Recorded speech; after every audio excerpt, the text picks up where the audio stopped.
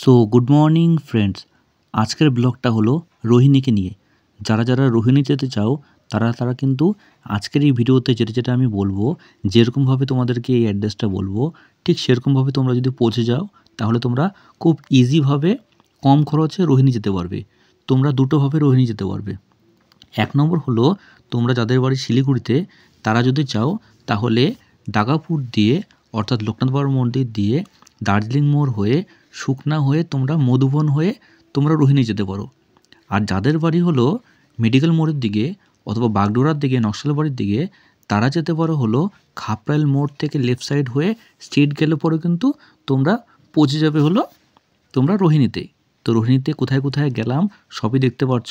খুব মজা করলাম, আনন্দ করলাম। সেখানে কিন্তু সবই ব্যবস্থা আছে, টয়লেটের ব্যবস্থা আছে, পার্কিংয়ের ব্যবস্থা আছে এবং এমন অনেক কিছু জিনিস আছে যেটা তোমরা ওখানে গেলে অবশ্যই পেয়ে যাবে।